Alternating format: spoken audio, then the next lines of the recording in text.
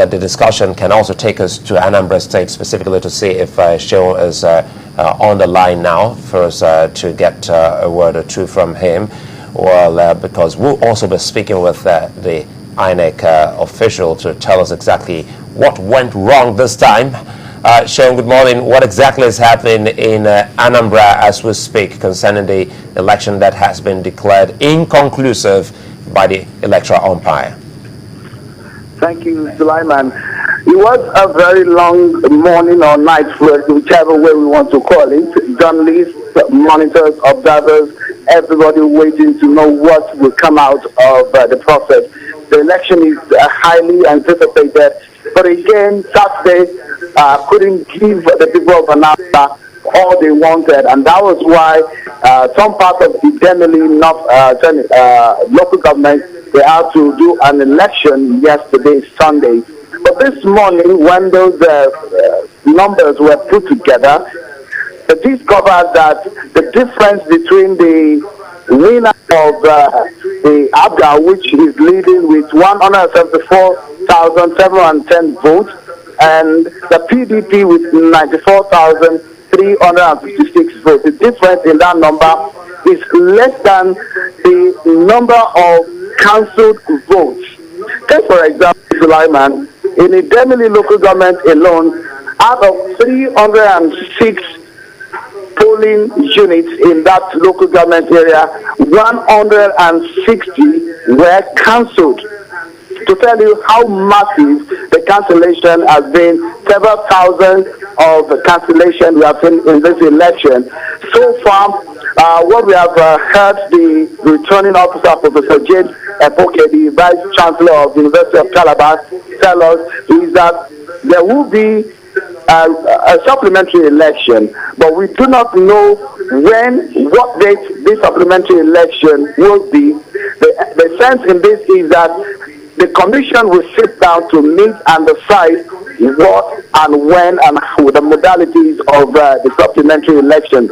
But then the big lesson to take away from this election is that from the numbers that we have registered voters of 1,763,761 registered voters. Accredited voters were 451,826. Sulaiman, that is a massive, massive difference. It shows voters' apathy.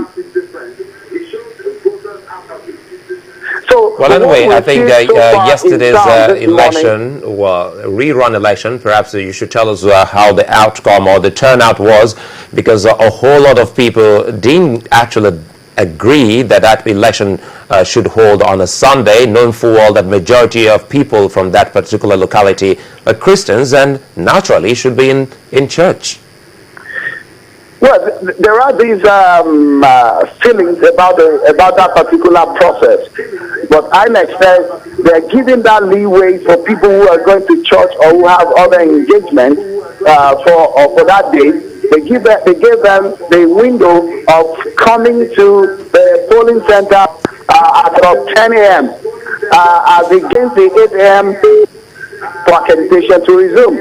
That was the leeway INEC gave. But you know what we saw was that in fact in so many places in Obosi where the election took place on Sunday, a lot of people are not happy. Even the All Progressive Congress are not happy, and they said they are not going to take part. The PDP says the same thing. They said they are not going to take part, and we did actually not find some of their agents in those polling units. But again, after the results were announced today, this morning, PDP, APC, well, APC was not even there, but the PDP and the Labour Party came out strongly, and this is what PDP says.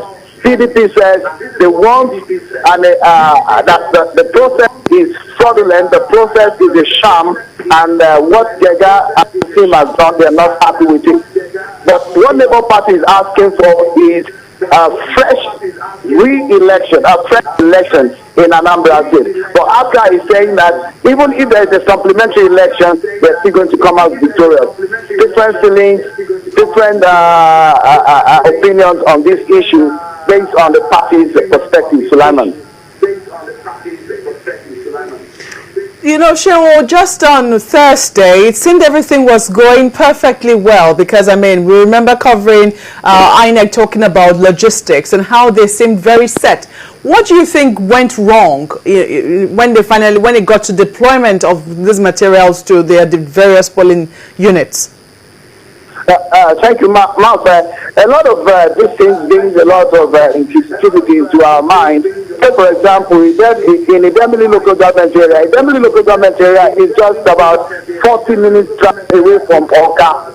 That tells you that whatever happens, they can't actually get materials to that particular area of the state in less than an hour. And what INEC told us was that there were super racks which were used to fight the issue of logistics problems. But what we saw again was surprising. For area like Idemili, one should not expect logistics problems because the roads are not bad. The distance from Oka, where the INEC headquarters in the state is situated, is not far. So it brings a lot of question on what could have gone wrong. The observers and monitors, as they said, they are going to be finding out what could have gone wrong. But because of all of these issues, even the places where one thinks there will be problems, some of the riverine area where INEC and the police service provided speedboats, we didn't hear much of a problem in those places.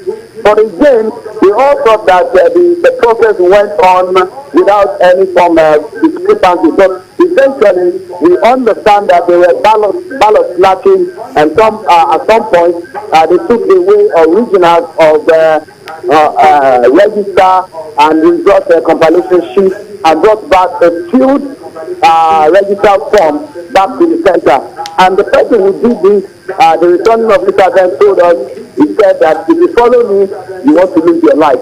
So some of these are some of the things that we heard and saw in this process, which is bringing a lot of questions on the process, where we see INEC prepared so much. So about a year INEC has been preparing, and one say that INEC has done a lot considering on the election, which was the last election INEC conducted, and this time around, a lot of people say that whatever INEC is doing for this election is going to be a big lesson for 2016. But turning out like this, well, I guess we need to tighten our belt again and think again. Shehu, just quickly, let me interrupt you there. I know that it's so early in the day and maybe you haven't gone out yet, but what are the feelers that you're getting with this declaration of inconclusive elections in Anambra State? Well, Mark, it's still early in the day because by the time we left the INEC office, it was still about past 6 a.m. So a lot of people were still perhaps in bed. Some people, the message and the news of the results have not really sink into the minds of the people, or most of the people in town have not heard. But I know later. Now it's still calm. Oka City is still calm. People are still no form of violence or no form of protest so far. But from the reaction we got from the national chairman of ABGA, there is INEC has declared ABGA the winner in this election.